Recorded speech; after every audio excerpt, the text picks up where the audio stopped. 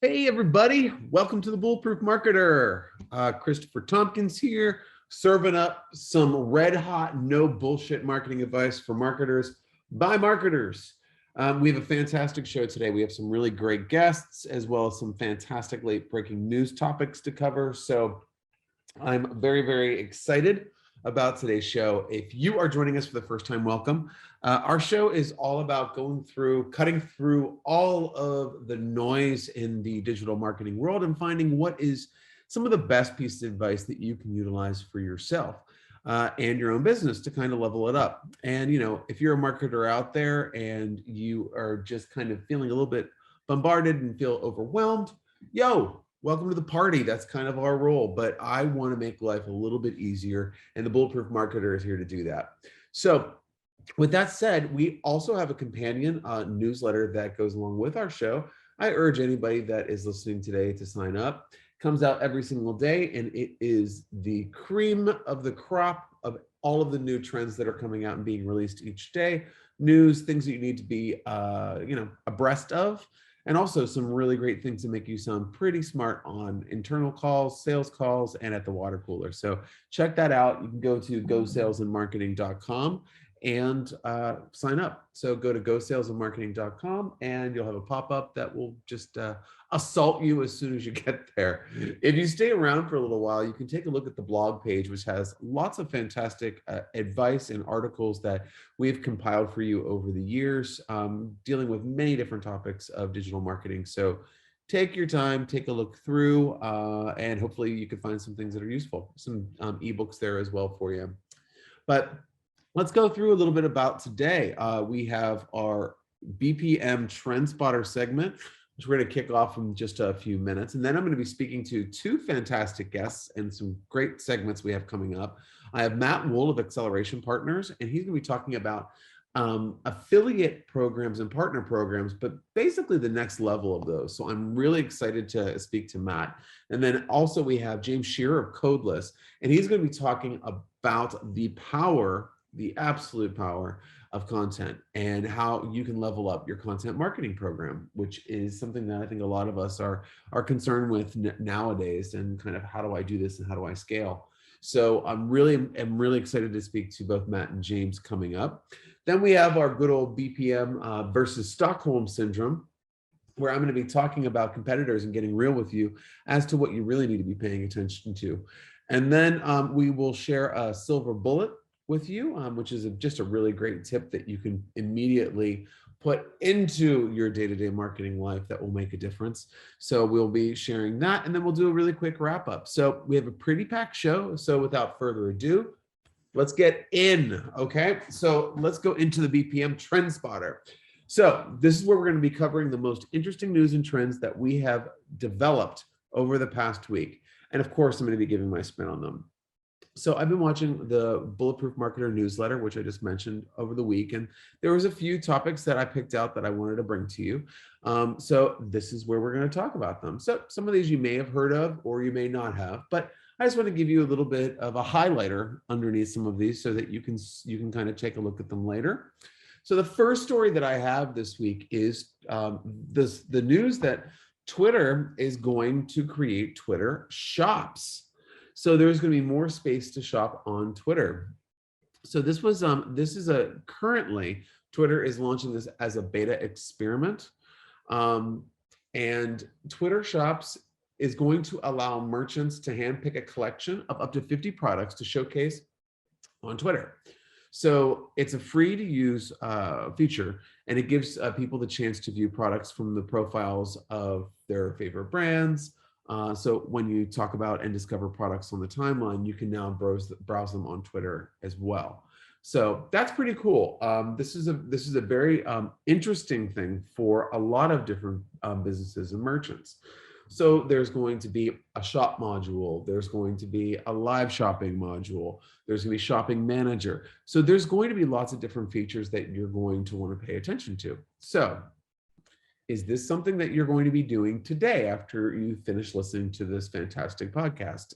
No, it's not available for everybody yet, but it's something for you to consider. Now, I know a lot of you out there kind of go deaf or go silent on Twitter for long periods of time just because, hey, it's not bringing me any sales. Well, that is a typical response I hear about Twitter because there's people that love it and people that are just absolutely indifferent. It's not necessarily love and hate, it's love and don't care. So I think that you should care a little bit about Twitter because it is a really fantastic platform that the people that do use it love it. Now, obviously, one of the things that I've shared in a past episode of our show is that there's a very small number of really powerful Twitter accounts that do account for nearly 80% or 75% of all of Twitter's activity. That doesn't mean to say that Twitter is an absolute useless medium.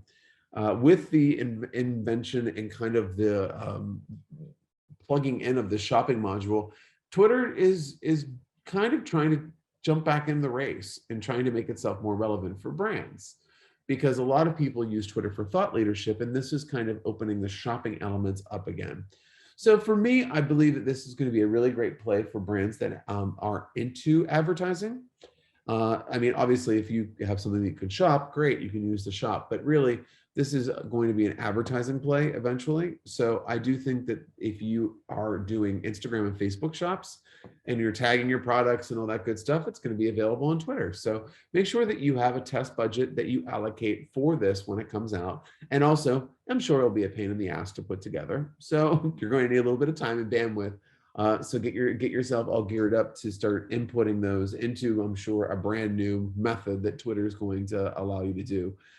Because Twitter does things differently, right? Facebook and Instagram, they're the same company, it's Meta. So this is different.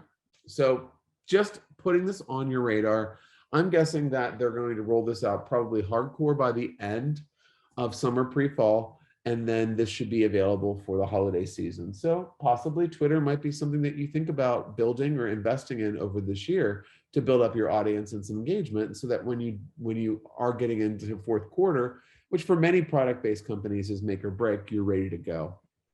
So those are Twitter shops.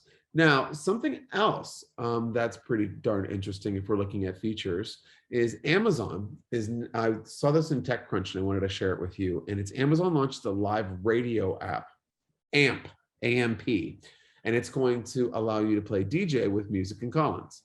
So this is interesting. Okay, this is different. And this is why I'm interested in this, because this is a different service than is offered on other platforms. So this is what Amazon is considered their Clubhouse competitor. So this new mobile app is called AMP, and it allows people to create live radio shows where they can act as a DJ by taking callers and playing tracks from its catalog.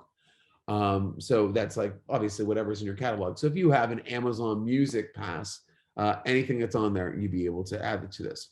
So it's easy to share your voice and your favorite songs in this app. And basically you decide your show, create a playlist, and then you are just very, very minutes away from creating your show. So what does this mean for everybody? Number one, I think it's a pretty cool idea in terms of reaching an audience on Amazon with something that's a little bit more disruptive. So what I'm thinking is that first steps first, let's get the creators interested.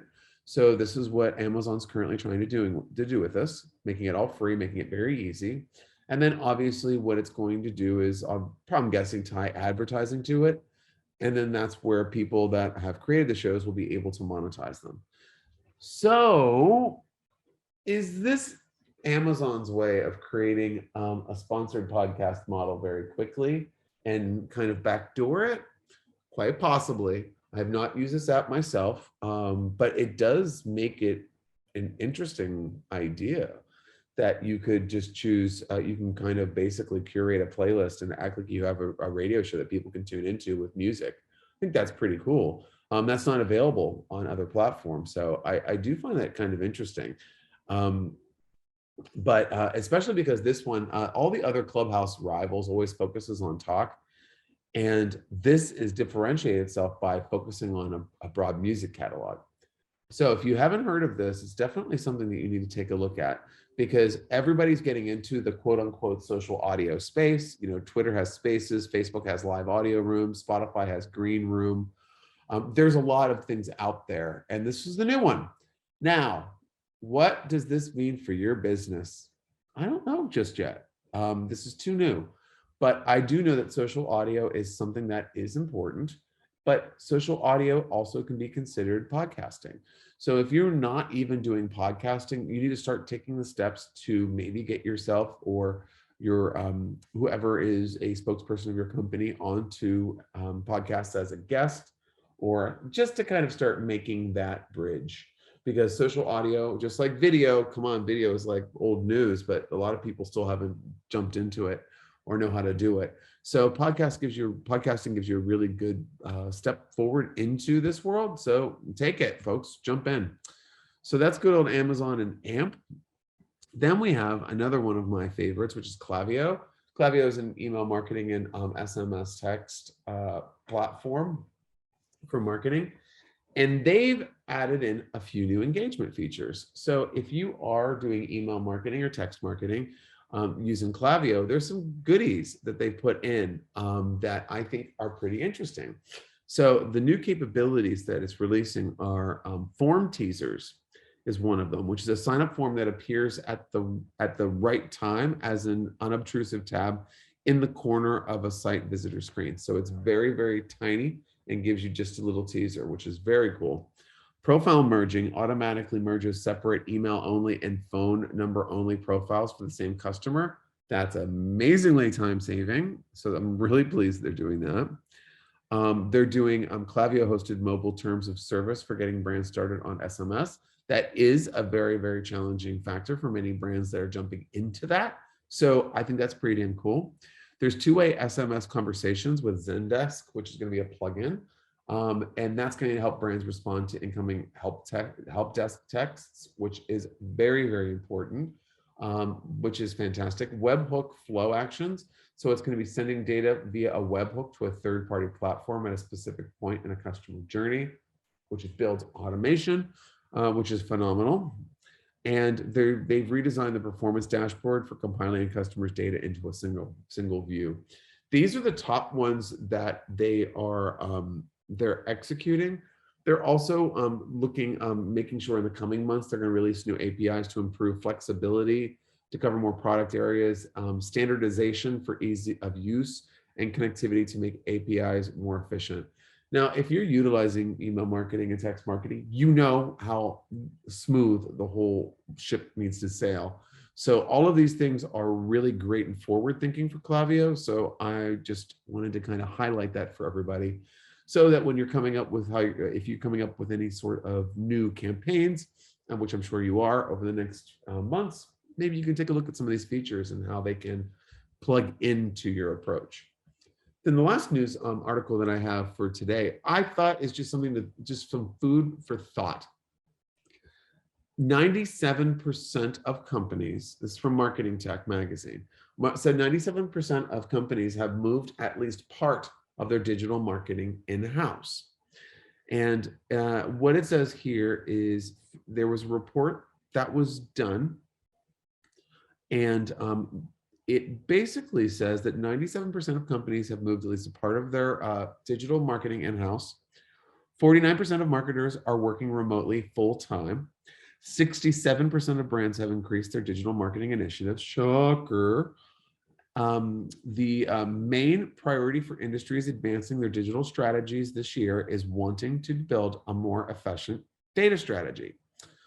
Also, 48% report that the demand for content has increased over the past 12 months, et cetera, et cetera. So what can we really learn here? I believe that companies are understanding that, and companies and brands are understanding that digital marketing is serious. It's a real thing. And you can hire experts in-house that you can manage as part of a whole team. They can be put into your department. You can hire them. They can work for you, and they can be specialized. Whereas, when we started the Go agency 14 plus years ago, one of the things was that there was no real rhyme or reason to digital marketing. So it was kind of like the wild, wild west. Everyone was making false claims, or they were making claims that they thought to be true that they couldn't prove, etc. What's the ROI? Yeah. You know where I'm going. So with that said, it's interesting now how everything has changed. So now that it was outsourcing these services was the most cost effective. Now it seems that hiring people is something that's more important for a lot of companies. Do I think that this is strange? No, I don't. Does it worry me as someone who provides services? Absolutely not. There are many services that companies have in-house that they go and they look for extra additional expertise in the outside for, or guidance, or kind of a refresh. And that's what firms like my firm are great at, right? We're great at setting up some new things, refreshing things, fixing things that are stuck, and getting results and showing them how companies how to get them. Because my goal when I take a client on is not to deal with them forever in terms of digital. We would love for them to be able to take it in-house and then realize their full potential, because they would be living and breathing it, rather than, having another person translate their thoughts and feelings. So it'd be more reactive and proactive. Well, I'm sorry, more proactive rather than reactive, which is really powerful. And it reduces drag sometimes on response. So with that said, it's encouraging to see that these changes are going to be made. Do I think that that is going to cut down on the number of people that are calling themselves consultants? Absolutely not. That has nothing to do with it at all. This just shows to me that companies are starting to take this seriously. They're starting to invest more money. They're starting to look at the different elements of this and understanding that, yes, this is where we need to spend some money. It's not a place where we can say, oh, I only have $100 to spend on a Facebook ad. Can I make $25 million off of that? I think we're getting into a place where people are becoming more sophisticated, which is phenomenal for us marketers, because it makes it more realistic, the playing field that we're dealing with. So just wanted to throw that out there. I thought it was a very interesting statistic. That's a very high statistic as well. But that is, folks, the BPM Trend Spotter. So up next, I have a fantastic interview with Matt Wool of Acceleration Partners. And he's going to be telling us about affiliate programs and partner programs and kind of how you can get started. But what do you do if it's not working? And if you are working on a program, how can you make it just really explode? So he has some really great nuggets that I'm going to be asking him after the break. So tune in just a minute, and we'll be talking to Matt Wool on the other side of this on the Bulletproof Marketer. Hey parents, are you looking to make it easy to promote your child's development? Well, I want to introduce my go-to, which is Motor Planet. Motor Planet is a powerful developmental program designed to enhance your child's skills.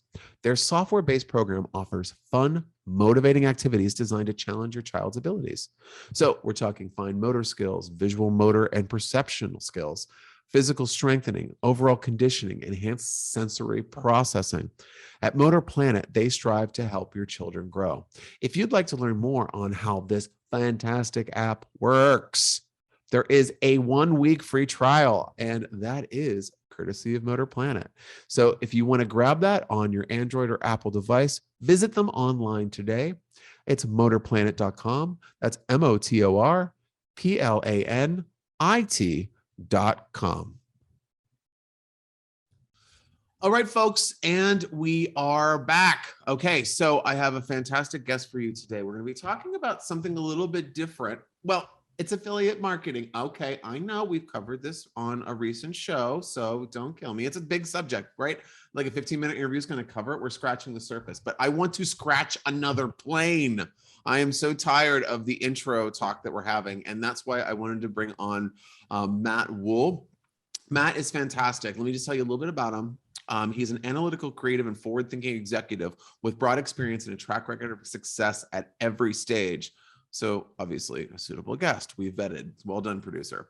So for the last 8 years, he's helped Acceleration Partners from infancy to its current position as the world's leading partner marketing agency. So he oversees day-to-day operations of the company and drives strategy along with the CEO and our leadership team. So early in his career, he also developed and sold film projects for Disney and his own company, which is pretty interesting. So without further ado, Matt, welcome to the Bulletproof Marketer. Thanks very much. Great to be here. Excellent. So, okay, that was your illustrious bio. What did I miss? What did I miss? What else could you add to that? So I guess quickly, Acceleration Partners is the largest agency in the world that's really focused on what we would call partnership marketing, which includes affiliate marketing, but there are a lot of other pieces to it, influencer and other areas of partnerships that we're involved in too. So we see it as a larger grouping of stuff, not just what might traditionally be called affiliate, but that's a big part of what we do. Great. And I love that. I love that explanation, because I do feel that affiliate marketing as a title kind of does turn people off. And I think that not all people, because the people that in the know that know the value of it can understand what it is. But I do like the partner. I like partner program a lot more. It feels more close to my heart and where I'm at. But okay, so one of the things that I've kind of learned is that there's pretty much different levels that you can be, or kind of where your entry point is to a discussion about what do you do with this vehicle, which is very powerful. So what do you say to a company that doesn't have an affiliate or a partner program and wants to start one?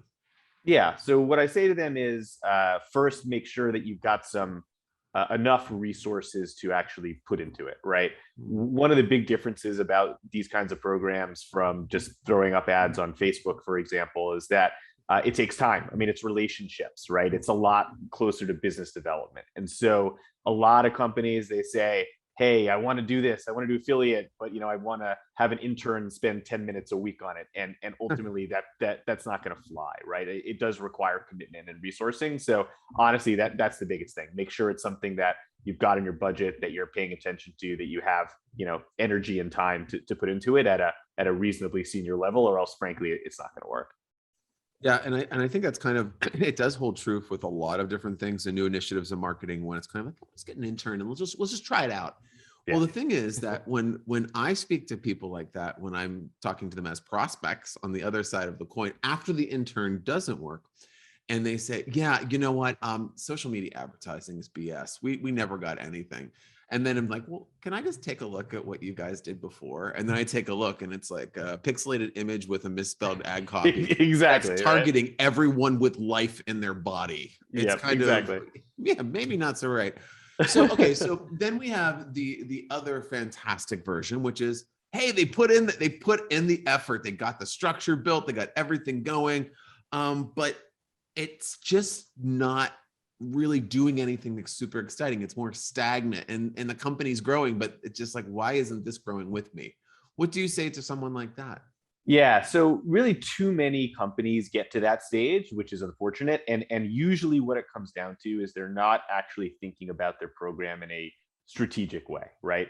What a lot of companies do is they go to kind of a quote unquote usual suspects range of partners, folks that they've seen before. A lot of them are maybe, if you're in retail, they're coupon sites or loyalty sites. And there is certainly a place for those kinds of partners. But what we find is that the real interesting stuff and the real growth happens when people get beyond the first kind of level of partners and they start getting into the partners that are actually truly strategically aligned with their business, right? So I think too many companies don't think about really, honestly, the basic product market fit stuff, right? Like, what's my business? What's my product? What are my economics? What can I afford to pay? What should my CAC be, right? They actually don't go through those exercises in looking at the affiliate channel, because when you go through that, you start to realize, oh, like, there are 100 publishers over here that may not be that big, but that are right on for my audience, right? And if I can work with them and I can get the economics right with them, that's going to really drive growth in ways that going with just kind of a coupon site might not. So I think in the same way that you've got to optimize social media advertising, and I'm sure that's a big part of what companies focus on, like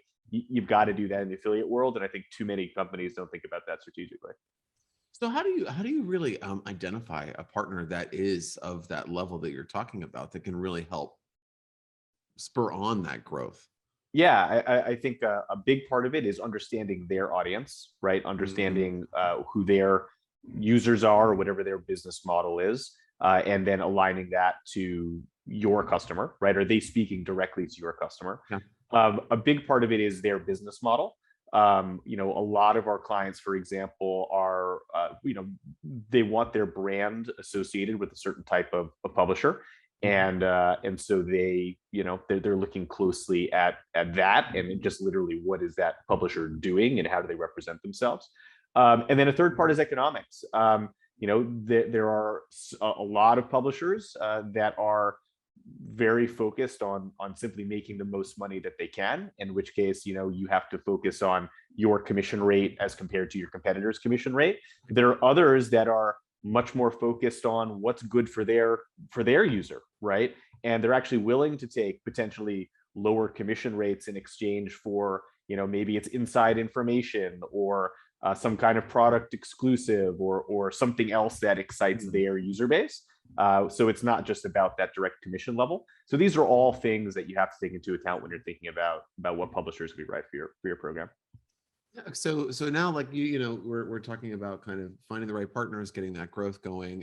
Your company's growing, and then you're going into different regions, and even thinking of maybe moving into a more of a global rather than like a local focus. How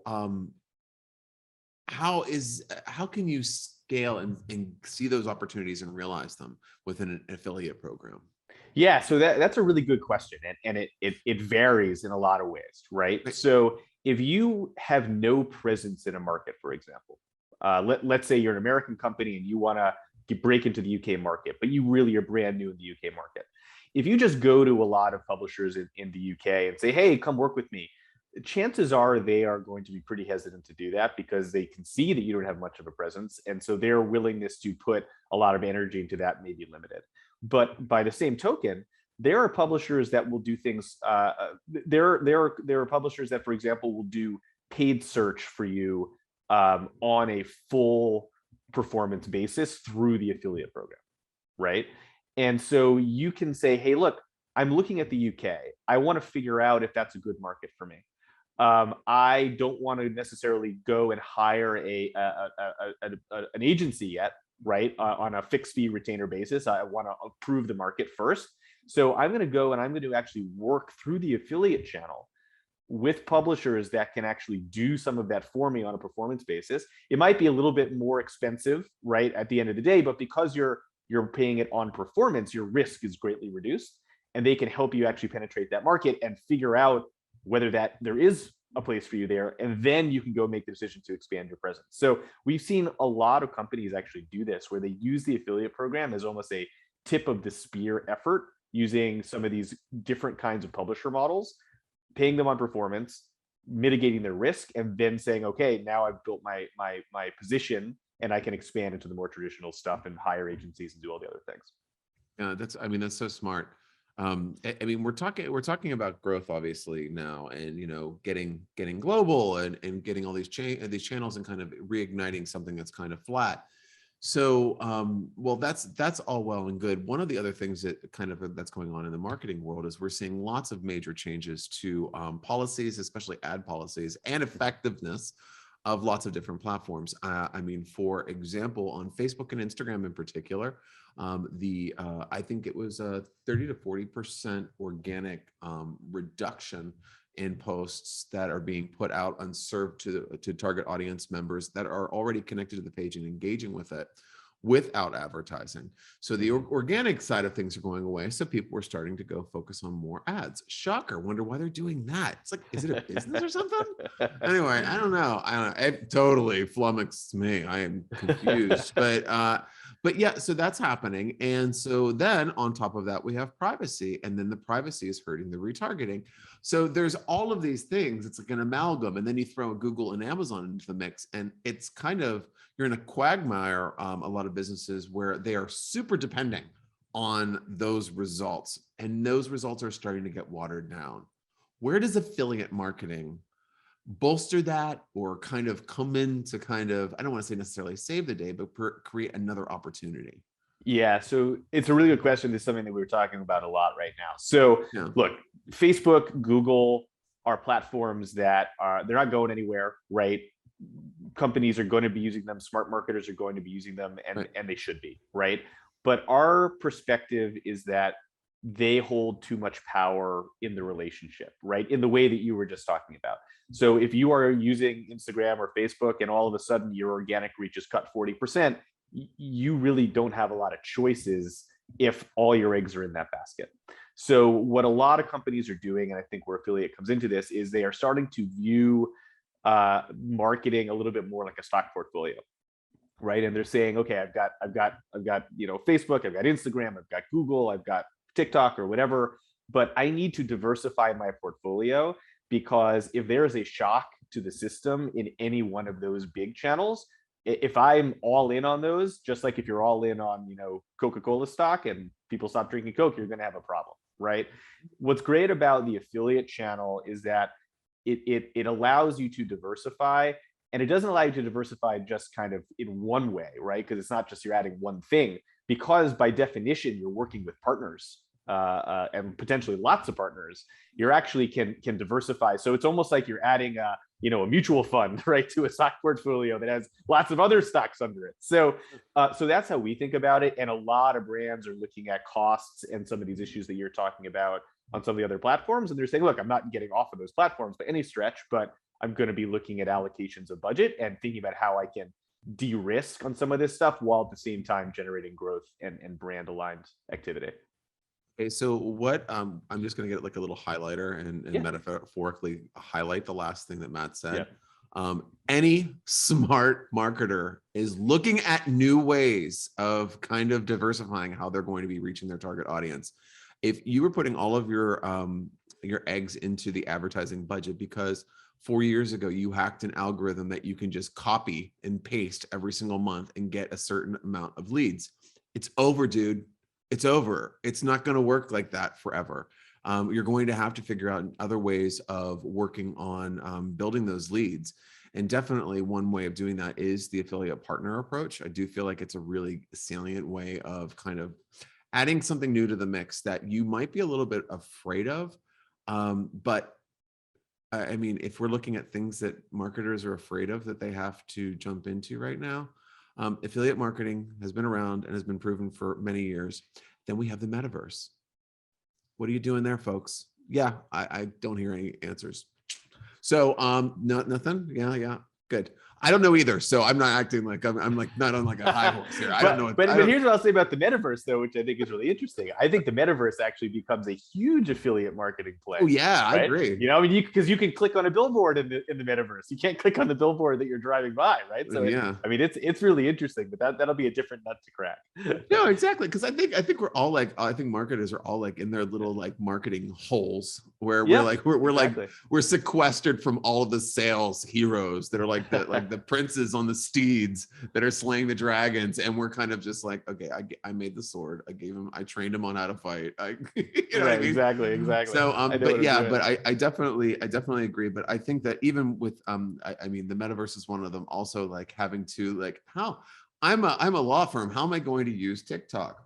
Okay, these are things that are on your ether of concern, right?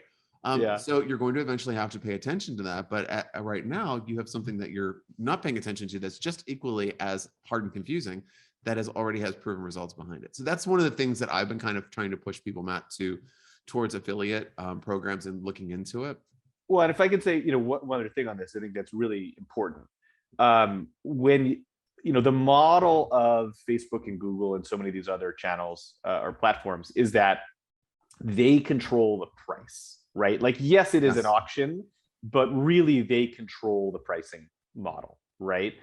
What is very different about partner programs is that the brand controls the pricing. You are setting the commission. You are saying, I'm going to pay X, rev share or CPA, or I'm willing to pay Y for a post to an influencer or whatever it is, right?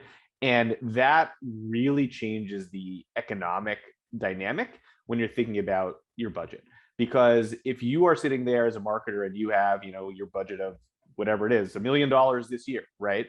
If cost per click in one of your channels goes up 50%, then, within that $1 million, you're going to be scrambling to figure out how am I going to maintain the same kind of volume, right? So by controlling the economics on at least a portion of what you're doing, right, you are able to take a lot more control over your budget and your budget allocation. And I think, again, de-risk potentially how you're looking at it. Yeah, that's a good point. Now, so really interesting points about affiliate marketing. Before we kind of wrap things up, is there any kind of like last parting shot about affiliate, or any kind of trends or anything that you just want to kind of lay on the audience? Look, the main thing I will lay on, again, I kind of said it earlier about the intern thing. Most companies where they mess this up is they don't put enough resources into it. And we see this all the time. And it's not just small companies. We see it at Fortune 500 companies that have a $100 million affiliate program or something like that. And they've got, a very junior person with spending 20% of their time on it. You would never do that with the equivalent size program in any other channel that you're running, right? So I think the last parting shot I will say is, if this is something you're interested in, if you want to do this, like, making sure that you have the internal commitment and resourcing to do it right is going to make all the difference. And that's what companies really should be thinking about. Okay, I have one follow up to that. Why are they doing that? It is for, I think, long historical reasons. For many years, the affiliate channel was kind of, kept in the basement by a lot of CMOs, and there were good reasons for that. There was a lot of shady stuff that happened in the early 2000s and mid 2000s, and I think it got a bad reputation. Over the last 10 years, a lot of that has changed. It's become it's become much more, I think, above board in so many ways. Now we have tech platforms valued at Impact just came out at $1.5 billion valuation. It's become a real player, and that's changed. But I think especially at some organizations that are maybe a little bit older school, there's still that perception. Number one. Number two, I think there is also a perception of it's quote unquote easy money, because a lot of companies do just, work with the top 10 affiliates, and they do just kind of do the bare minimum, and you can drive a lot of revenue that way for sure without a lot of effort. But in order to get, the real growth beyond that's where it's really going to take the resourcing. Matt, it's been such a pleasure talking to you about this. I think that there's lots of knowledge bombs been dropped in this one that I think will be useful for everybody. If people want to learn more about you, where's the best way for them to find you and connect with you? Yep, accelerationpartners.com. We're all over the world. You can find us pretty much anywhere, and come check it out. Okay, Matt. Well, thanks for joining us on the Bulletproof Marketer. It's been great. Thanks. It's been awesome. Excellent. All right, folks. After the break, another segment. So I'll see you in a minute. If you know me, I like seafood. Yes. Give me a steak or give me a lobster. I'm going to throw the steak out the window and eat the lobster with my bare hands, like a caveman. If cavemans had lobster, I don't know if they did. Anyway, then being a seafood freak, I was familiar with the brand Cousins Maine Lobster when I saw them on Shark Tank, because I like watching that just to judge everybody that's on the show. You know how it goes. And so little did I know that they had opened a location just around the corner. Well, I tried out their food, their lobster rolls. All the lobster comes from Maine. It's unbelievable. They have a ton of different things on their menu. The best part about Cousins, there's 3 different ways that you can get in touch with this good food. You can find a truck. They do their food trucks. They have restaurants, and also they will actually ship you Maine lobster. Like, okay, my Amazon order came in and then there's a lobster on top of it. I mean, who can say no to that? I mean, I wouldn't. I kind of love it. Anyway, you need to find out more about them. Go to cousinsmainelobster.com. Cousinsmainelobster.com. That's Maine, meaning that the lobster is coming from Maine. Oh, so that's Maine with an E, folks. Check them out. You have to, I mean, honestly, look through their pictures of their food and you're going to order something immediately. So check out Cousins Maine Lobster, my choice for seafood, folks. Okay, and we're back. Oh my gosh, did you make it through all those ads? Weren't they amazing? Didn't their voice sound really, really familiar? Yeah, it was me. I record those. Isn't that fun? Enough about me. We have a fantastic guest. When I'm talking about content, I always like to talk to James. James Scherer is going to be joining us today, and he's the VP of Growth of Codeless, a content marketing agency working with unicorns like Monday.com to drive growth through content at a huge scale. He lives in the UK with his wife, and he does enjoy hiking in the historic countryside, which is absolutely beautiful over that area where he's at, and trying exciting new microbrews, which actually this week is driving me to do earlier, if I can find a parallel there. Um, uh, James, thanks so much for joining us on the Bulletproof Marketer today. Thank you so much for having me. Looking forward to this. So, gave you kind of just a little brief intro. What other things would you like people to know about you? For sure. Yeah, so I guess a little bit about me. I started in the world of marketing as a writer. And I graduated as an English grad into a world that didn't have jobs for English graduates. And so I said, oh, I'll do marketing. And serendipitously fell into content and have been there ever since and love it. Love the idea of it. So very enthusiastic about my career path, which is, I think, kind of a rarity in our world, but I really do love what I do and love the reasons behind behind my clients' growth through content. It's all actually good stuff I'm proud of. As far as me, yeah, I would say this week is also driving me towards the pub sooner than later. You know, the pubs are all open over here now, so I enjoy trying the microbrews now in public rather than for the past few years just by myself in my dining room. But yeah. Well, it's excellent. I mean, I really, it's a good time to talk about content because it never really goes out of style. It just constantly evolves, gives us new hoops that we have to jump through in order to get the success that we want out of it. So one of the things I'm always asked about at my agency is, it's interesting because people will come to me and they will say, okay, do you do content? And it's like, yeah, I do it. So they're like, so we need an editorial calendar. I'm like, okay, would you like that on Excel? I mean, it's kind of, it's one of those questions where all you really want them to say is, do you create content strategies? Yeah. So for all those people out there that are so desperately looking for a winning content strategy, what would you say to them? What are some tips on creating a winning content strategy? Firstly, have a strategy. I think you're very right. A lot of people say, we need to do content. I've heard that we should do content. Let's go do some content. And I'm like, okay, well, yeah. Why? What are you looking to achieve with content? What types of content are you looking to do? Right. What budget and resources do you have to actually do any of it? So yeah, getting those questions sorted out at the beginning is important. And then I guess some top tips.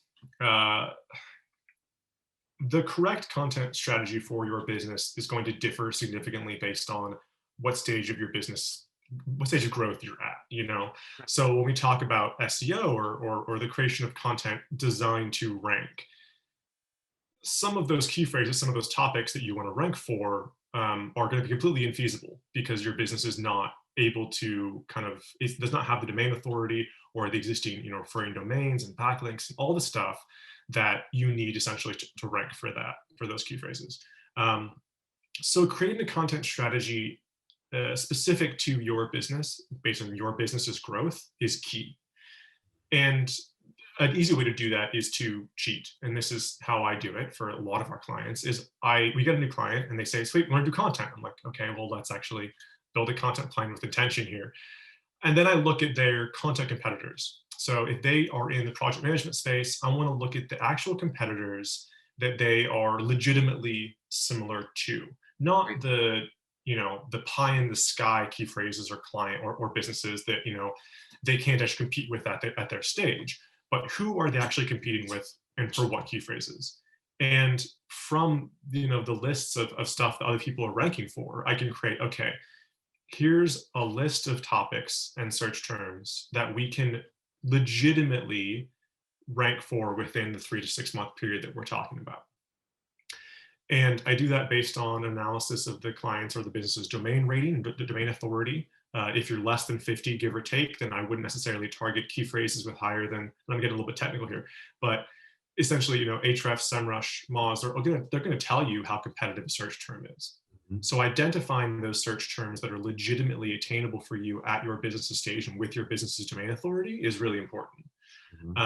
We could talk about that, more in depth if you'd like, but the idea, and I guess the top tip, is build a content plan that has intention, where every article, piece of content that you create is designed to actually rank legitimately and support other content and to generate backlinks and to target, readers that are actually interested in what you do and how you solve a problem. So build a content plan with intention, and also build a content plan that has legitimate chance of success. And a lot of people invest in content and then they say, well, we didn't see any results from it in 6 months. And I say, A, it takes 6 months, and B, you targeted stuff that was totally unattainable. And then they say, well, we don't budget. And I'm like, well, we should build a different content plan for you and start over from scratch. Yeah, and this is a common issue, and I want to highlight that, if I could do that with a verbal highlighter. I think that just, content is definitely something that takes some time to bake, and takes time to lay ground and roots and grow. It's not something that immediately gives you sales, leads, meetings, demos. It's not something that immediately does that all the time. It does have an opportunity to do that if something gets really big out of the blue, but that's kind of like not the norm.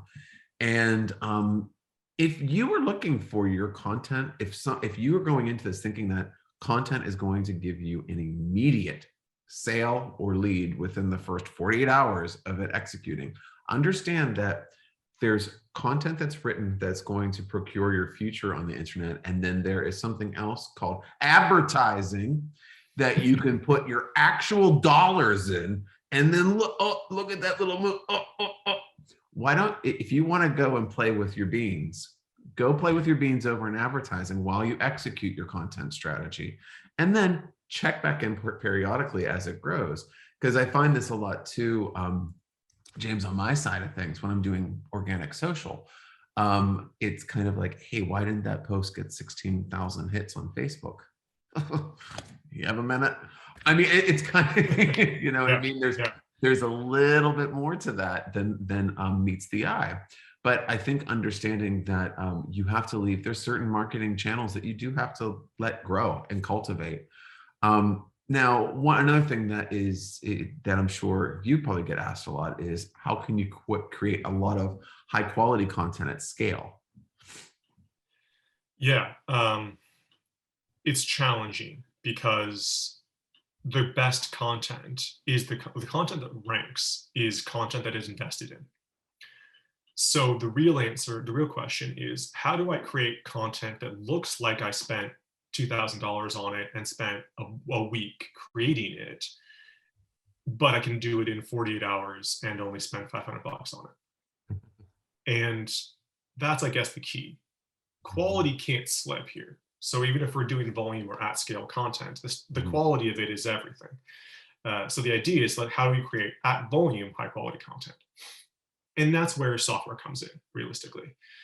We have a very comprehensive process for content creation, which involves editors and writers and whatever, and are primarily freelancers. But the heart of it is, we use a project management tool to kind of facilitate the process of content creation. We use Ahrefs and tools like that to identify the best key phrase for us actually to target. The writer then works in Google Docs and enables them to share easily and quickly, and have the editor comment on the exact article.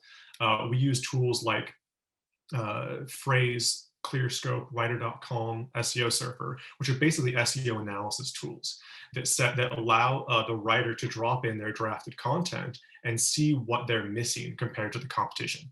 The currently ranking content for the targeted key phrase, what are they missing in their draft?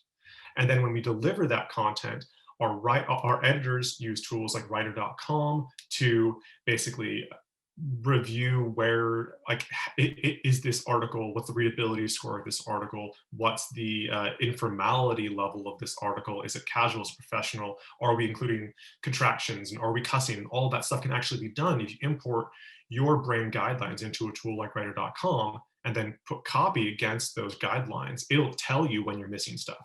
We also use Grammarly to check whether or not there are human errors missed, stuff that we missed, spelling, grammatical, whatever. We use AutoCrit to make sure that the freelancers aren't plagiarizing content. We use all of these tools We film things in Loom to give the client a walkthrough of what we've done and why. All of these tools allow us essentially to maintain extremely high quality of content without being super involved in every single stage on an individual level. You don't need to have an editor or an account or a manager staring over your writer's shoulder, making sure that they're aligning with all this stuff. If you require your writer to tick all of these boxes, these software boxes involved in our writing process. And essentially what that allows you to do is pay your writer their fee, but put the onus of quality entirely on their shoulders. And then give your editors extremely straightforward, delineated checklist of how to check for quality. And then deliver or publish through, again, to use a tool like Wordable to take from Google Docs and send it to CMS. Try to take all of the manual labor out of it and put it on your most affordable people. If that's writers, if that's VAs, whatever it is, do it that way. Don't try to, if you have an expensive editor or an expensive manager, every single time, take as much off their shoulders as possible and put it onto the more affordable staff members. And that's how you save money and can deliver content at scale. No, I love it. And I also like that wouldn't it be lovely if there was like a one size fits all solution to, instead of having to use multiple tools, 9 different tools.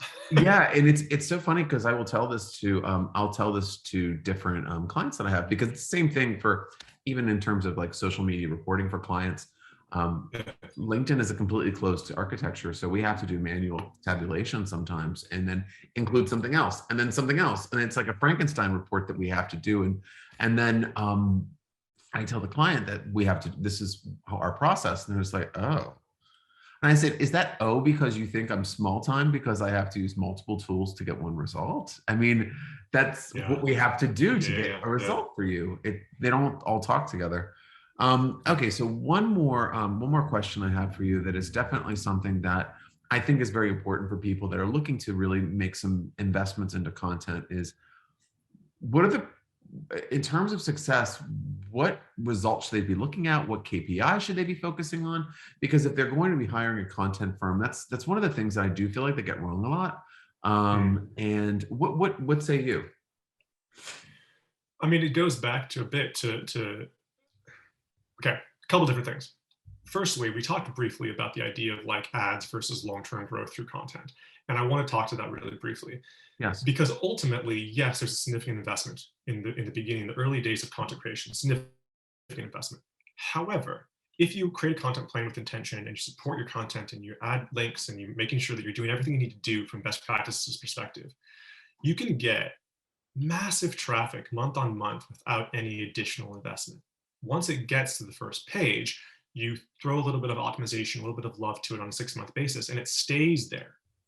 And it's just consistently driving high intent traffic to your site without you paying on a monthly basis for ads. So as far as metrics go, until you get to that position, and once you get to that position, I would say the metric, once you get ranking content, I would say a legitimate metric is traffic, because you're only targeting high intent key phrases. So you know that the value of people who are clicking on those articles and it's coming through to your site are good. Otherwise, we have a different metric of like, and I think conversion is legit, but like, if you're creating high intent articles and high intent content exclusively, then you know the traffic's coming to your site is good. So traffic is a legitimate metric as a result. However, that's early, that's later stage. Yes, please go. Yeah. No, go. Oh, so early days though, I would say ranking positions of the content you create are a really, really important metric.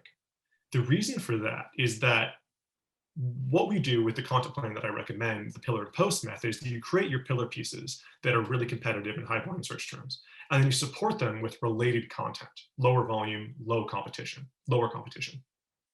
Now, what's interesting with the support pieces is that the value of their links, the support that they're giving to the pillars, changes as they start ranking better.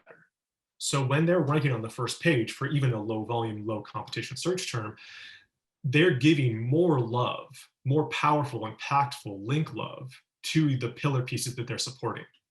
So a metric that you should really be keeping in mind is, where are my URLs ranking and for what search terms? So if you have 100 pieces of content published and the average, and like I actually do it on a URL basis, you want to know exactly what they're ranking for and where.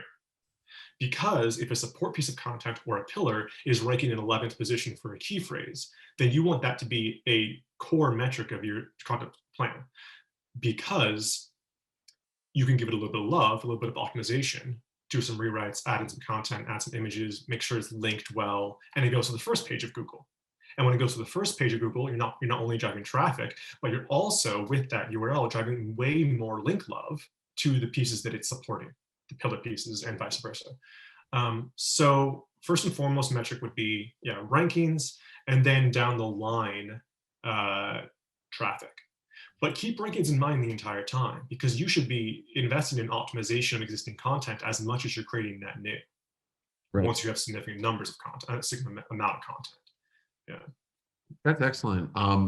James, I mean, this is all excellent information. I think that you really did uncover a lot of different pieces of content strategy that is, I know, asked to me a lot. And I'm sure a lot of people out there that are looking to kind of level up their content game are definitely looking for answers to these questions. So if I'm obviously going to put your links in the description of the show, but where's the best place for someone to learn more about you and get in touch? For sure. I mean, you can head to the website, codethis.io. We're a content agency. We do pretty good work, I think. And honestly, realistically, though, like, I'm happy to always talk content. As I said, I love this subject. You can email me at james@codethis.io, and I'm happy to get involved and answer questions or anything we need to talk about. Yeah, it's probably the best place. Excellent. Well, James, thanks so much for being on the Bulletproof Marketer. Man, it was fun. Thank you for having me. Yeah, no problem. All right, folks, after the break, another segment. I don't know which one it is. We'll see after the break. Okay, so skincare is definitely something that's really important to me, but at the same time, I don't have a lot of time. So I really want the most bang for my buck and something that is very, very fast and efficient. And that's when I found Truly Clear. Now, when I found Truly Clear, it's a really great product that actually helps acne. So if you have a child that has acne, or you have adult acne, whatever, just want clean face, I just love the product. Because why? Because it's smarter, faster, and better. It calms your skin, it stops acne, and it heals your skin. So it does the full range of nourishment on your skin. I mean, simply put, Truly Clear stops acne, clears blackheads and whiteheads quickly. You can use it anywhere you have acne, just 1 or 2 times daily or less, for less than 5 minutes. That's the best part, less than 5 minutes for long-lasting results. So if you have acne that you want to clear up, or you just want to have beautiful glowing skin like the Bulletproof Marketer, then you got to check out Truly Clear. Visit them online. It's trulyclear.com, TrulyClear.com. Again, trulyclear.com. Fast, smart, just better. And we are back. All right. So what a fantastic interview with James. I love talking about content marketing because it's something that it's kind of boundless. And, I could have talked to James for an hour. There's just so many different ways that you can just look at it and track it and et cetera, et cetera. But fantastic tips there from James. Definitely check him out, as well as Matt. Some 2 great interviews for us today. But now we are going to be going into one of my favorite segments, which is BPM versus Stockholm Syndrome. So, okay, all right, marketers, you know something, you aren't crazy. You just think that you are. What I'm talking about is marketer Stockholm Syndrome, where we get so far into our heads that we can't see reality, much less what's about 5 feet in front of us. So this is where I can help.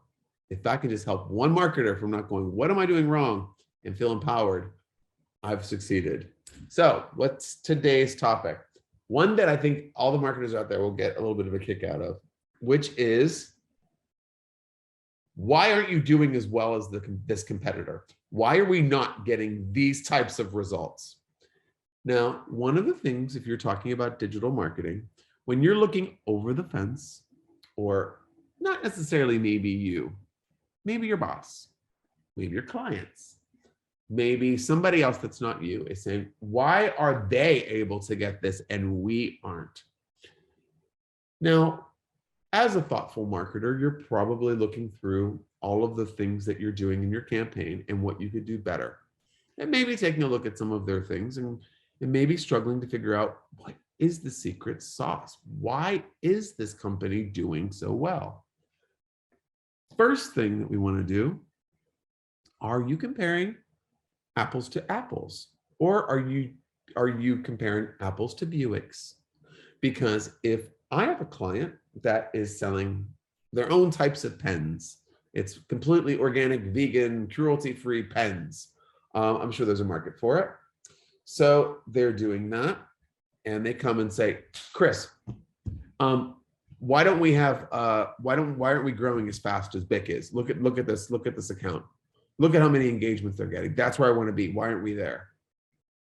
Well, how long have you been around? How many sales are you making? What's your reputation within the industry? How many SKUs do you have? How much money are you bringing in a year in sales? There's lots of different figures that is going to help you look at this and understand, okay, if they are 10 times larger, we should get 10 times less results. So scaling your competitors to a break-even analysis, almost, I guess you can say, is a better way of looking at it rather than looking at somebody. And for example, if I look at Bic, I'm going to see, oh gosh, look at all these likes. But you look at this post that could be on Instagram or Twitter or even LinkedIn, and it's getting all of these reactions and comments and shares, and you're like, oh my God, I need to, this is a winner. I have to copy this. You're missing something that's also very essential to these companies. They have extremely sizable marketing and advertising budgets. So, whereas the post could look like it was created by a teenager who can't spell and designed in Microsoft Word, it looks terrible and it's getting all this engagement. Maybe they have $2,000 behind that post to advertise it or boost it in order to get engagement and show engagement. And this is a strategy that helps a lot of companies of a certain size with a disposable income budget for advertising to really, really shine and grow. So without knowing what the ad spend is, a lot of the things that you see on social media aren't real. Now, you can, through Facebook ad marketplace, you can take a look and see who's advertising what, but you can't always see what they're spending, if ever. There are tools out there that kind of give you some insights, but I don't feel like their insights are always as accurate as you think. But what I want you to understand is that having a lot of skin in the game that allows you to build a lot of visibility and engagement, and being a household name or well-known within the industry that you're targeting, if you're someone new to the party and you're finding trouble growing, these firms grew through lots of spending. And it is the truth. And if we're looking at organic social media success, again, folks, we have to spend some money in order to get that. So I always say, I've coined the term organic plus in terms of the Go agency, because what we'll do is we'll create beautiful organic content, but then we can boost it to audiences that are actually going to see it. So we put some advertising dollars behind it. Now, we're not creating an ad. We're just paying to show it to more people. We're not paying for a click-through or conversion or anything. We're just going for engagement. So these are things just to remember, because when your boss comes in or sends you a link and says, why aren't we doing this? And they're showing you a post that's terribly written, awfully designed, is getting no valuable anything, and you really can't explain it, explanation is probably a budget. So just saying, when you feel that you are stuck in how am I ever going to grow like this big company did, level set your competition. Think about the advertising budget and think about how reputable they are or what sort of engagement they have within their target audience. All right, so just wanted to put that out there next time you're thinking about this, because we all think about it. We're all looking over the fence to see how someone's performing a little bit better. And sometimes the things that you can glean are not always what they seem. So after the break, we're going to be talking about one of my silver bullets to digital marketing success for your company or your consultation practice, whatever you got going on over there. So after the break, come on back. All right, I have a pretty picky pet. Our golden doodle Olive is leaning pretty heavy on the poodle side and is pretty picky about her food. You know, that is until she tried Square Pet. Okay, before she tried Square Pet, we've given her like 14 different types of food, but we've let her try it out for a while. We're not changing them every day. Don't be a hater. But we gave her Square Pet and she gobbled it up and is totally eating only that now, which is great because it's a healthy, all-natural pet nutrition that's been developed by veterinary professionals using only the highest quality and responsibly sourced ingredients. There are solutions for both dogs and cats. You know, I'm not biased. Dogs or cats, everyone's welcome, as well as specialized diets that are backed by science. I'm so overprotective of Olive and I want to treat her like a queen. So Square Pets it is, folks. Learn more and order a bag to try out today at mysquarepet.com. Again, mysquarepet.com. Woof. All right, we're back. Silver bullet time, folks. Each week I want to dive into a topic that's a silver bullet or a proven secret technique to reach and attain your marketing goals. This week's silver bullet, creating a strong peer network.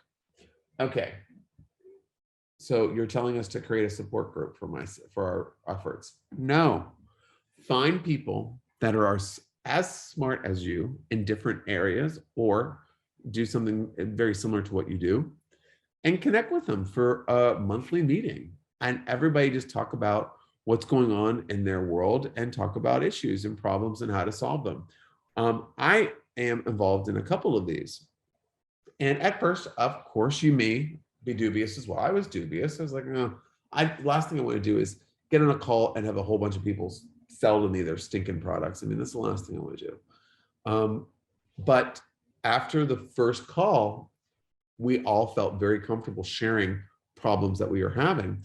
And I have to say that I've never been able to solve problems that I've had as an agency owner or marketer faster than when talking to these other people and hearing other people's takes on stuff, other ways of client handling, digital marketing campaign ideas, how to execute a strategy that lasts a little bit longer when some of them are dying off.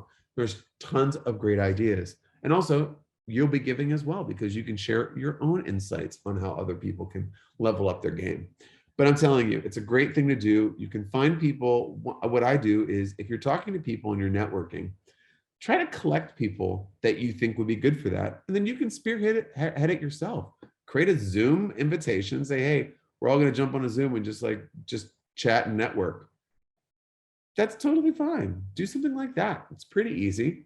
And I think it also, talking about the Stockholm syndrome, it's nice hearing other people that are in the same industry as you that aren't sharing your own interests in terms of the same clients, the same campaigns. Everyone has their own projects that they're working on, but you'll be amazed at how many common issues that you have and how some people have already mastered them and you can just take their strategy and use it successfully. So that's your silver bullet. After the break, we're going to do a little bit of a roundup action. So join me back here in a minute. So when any of my clients ask me, hey, do you guys do PR? I always say, no, I hate it. I dislike the media and dealing with them. Well, that's pretty true. So obviously, I don't want to leave anybody high and dry. So the number one person that I recommend is my good friend, April Margulies. April is the CEO and founder of Trust Relations, a national PR firm that totally kicks ass. Why do I know that they kick ass? Because they've gotten me into many, many national magazines, and they've helped many of the referrals that I've sent over to them get some really phenomenal national acclaim. And they could do the same thing for you. So if you were looking for some PR coverage for your company, your brand, or just yourself as a thought leader, I really suggest that you go and visit them. You can go to trustrelations.agency. Again, that's trustrelations.agency. Ask for April and tell them the Bulletproof Marketer sent you. Hey, we're back. It's time for a roundup. What was your favorite part of today's show? Tweet me at BP Marketer and let me know. Also, be sure to sign up for our companion newsletter. Go to gosalesandmarketing.com and use the pop-up to gain access to the inner circle and get daily tips like the ones we shared on the show today, delivered right to your inbox.